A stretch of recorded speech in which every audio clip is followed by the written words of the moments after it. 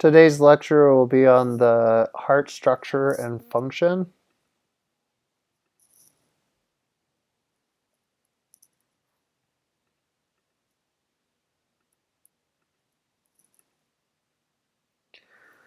When we're looking at the general structure and function of the heart, the first thing that we should note is how the heart sits inside of the mediastinum and the thoracic cavities.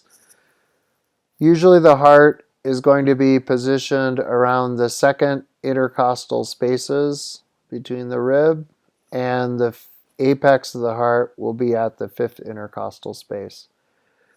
3 of the 4 valves will be located on the left side of the sternal border. And as you can see here, the heart sits at a slight angle at about a 30 to 35 degree angle in the thoracic cavity.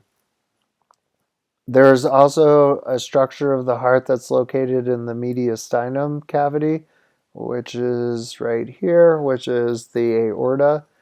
And then again, you can see how the heart is sitting at this angle, and it's attached to the upper portions of the diaphragm. And it also is encased inside of a pericardium or a sac-like structure that the heart will be sitting inside.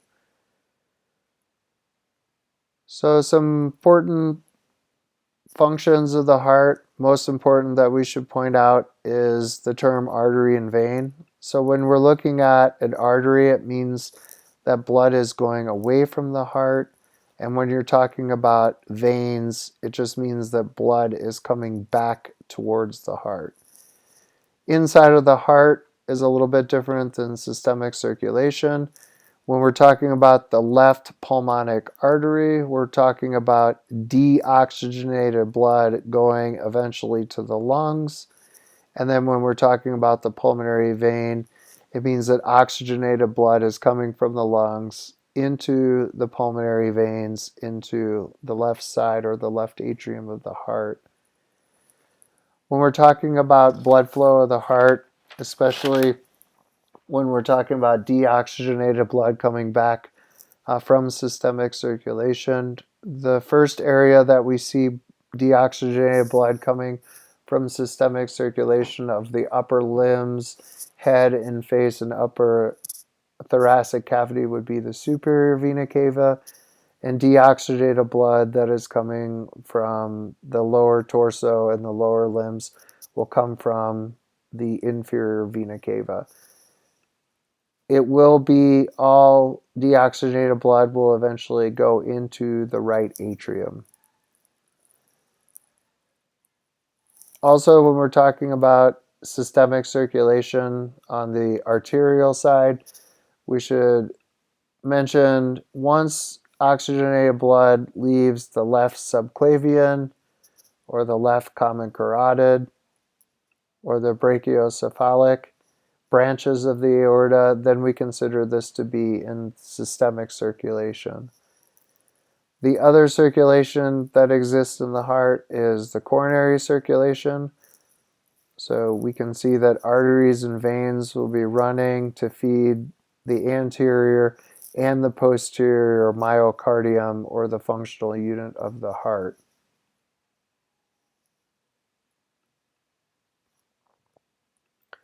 This is a posterior view. Again, for emphasis, the left pulmonary artery will be carrying deoxygenated blood to the lungs, and then the left pulmonary vein will be carrying oxygenated blood back to the left atrium. So all deoxygenated blood goes into the right side of the heart, and oxygenated blood will enter into the left atrium. We'll talk about this here in a second, but the coronary sinus is going to be where all deoxygenated blood from the coronary circulation will then enter into the right atrium. This picture is depicting the different valves in the heart. We have either semilunar valves or atrioventricular valves, and these are going to divide the different regions of the heart. The first one we'll point out is the aortic semilunar valve right here. It's going to divide the left ventricle with the aorta. When we're looking at the pulmonary semilunar valve here, it is going to be separating the lungs with the right atrium. When we're looking at the tricuspid valve, tricuspid means three, of course. The tricuspid valve is also called the right atrioventricular valve. It is going to separate the right atrium here with the right ventricle.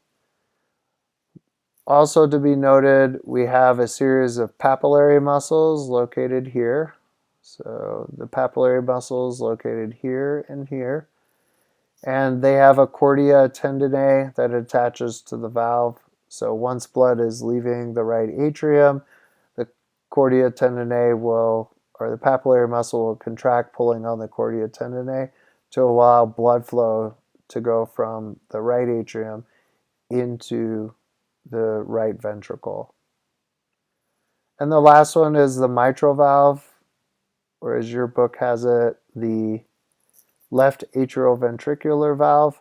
It is going to separate the left atrium with the left ventricle. You can see also it has the papillary muscles in the cordia tendineae, but it only has two valves versus the three that we saw on the tricuspid valve. Also to start looking at is going to be the thickness of the myocardium. So we can see here the myocardium thickness in the left ventricle versus the myocardium thickness in the right ventricle. This is going to play a role. The left ventricle is considered to be the workhorse of the heart. It's what provides oxygenated blood to enter into the aortic valve to the aorta into systemic circulation. So when we're looking at the only one circulation that's not shown here is coronary circulation, but we're looking at the systemic circulation once the blood leaves the heart, and the pulmonary circulation, which of course allows for deoxygenated blood to pick up oxygen from the lungs and bring it back into circulation. So at all times, we have blood coming from the upper and lower halves of the body into the superior and inferior vena cava. They'll enter into the right atrium, to the right ventricle, go through the pulmonic valve into the capillary beds of the alveoli, picking up oxygen.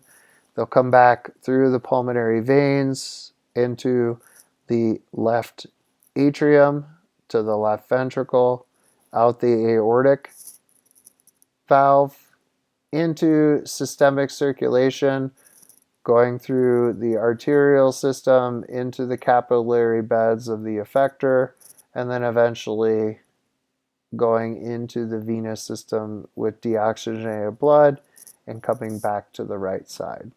So just a general overview of systemic and pulmonary circulation. So the myocardium in this overhead is the most important aspect. The first thing we'll look at is this blown up version here. So this little box here is just a superimposed, and we have an attachment with the pulmonary artery.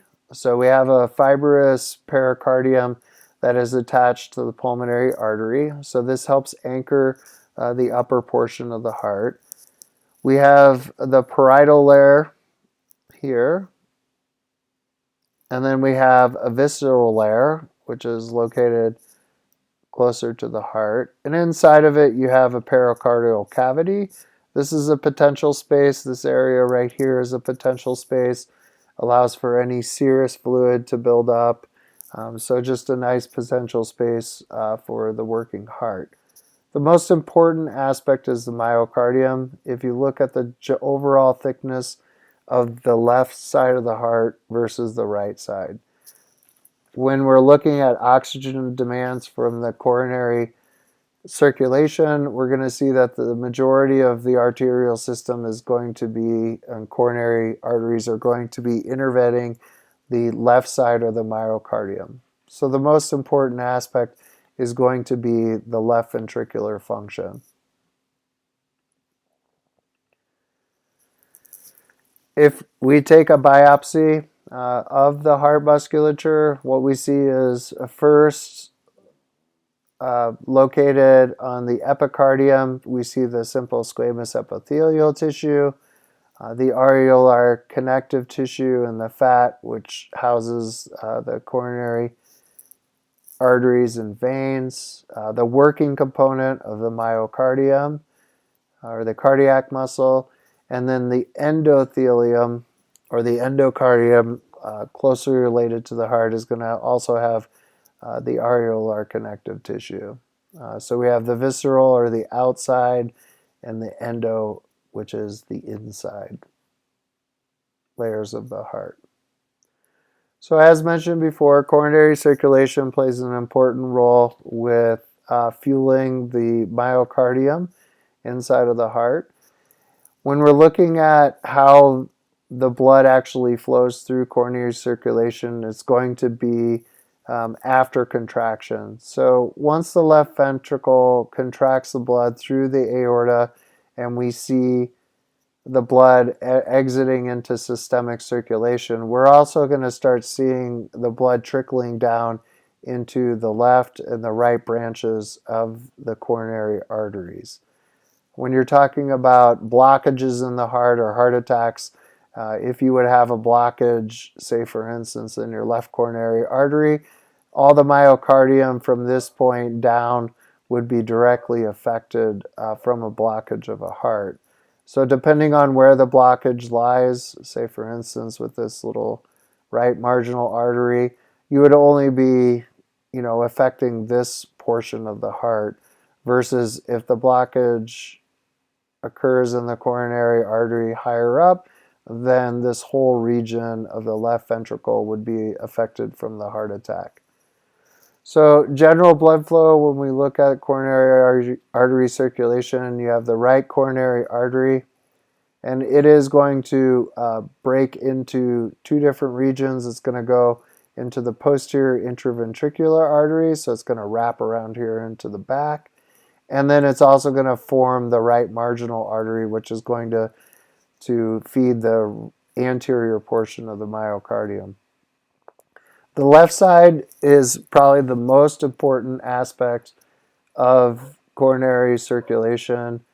Is the circumflex artery is going to wrap into the posterior aspect. So this is more posterior. And the anterior descending, or the intraventricular artery, is going to fuel the anterior portion of the myocardium. Number one aspect with coronary circulation is that the left ventricle should never be compromised from oxygenated blood to the working myocardium. Once the blood is released into the myocardium, just like all artery and venous systems, we're going to have a return. So we'll use the left side. In the arterial system, it's going to come down through the left anterior descending. It fuels the left ventricle, and we're going to see blood returning through the greater cardiac vein. So deoxygenated blood, and all deoxygenated blood is going to end up in the coronary sinus. This is going to directly drop into the right atrium, and then again it'll go through circulation to pick up oxygen into general circulation to the lungs to pick up oxygen. So the most important aspect is knowing that the coronary sinus is the termination point for deoxygenated blood in coronary circulation, and that it'll drop into the right atrium. And thank you so much.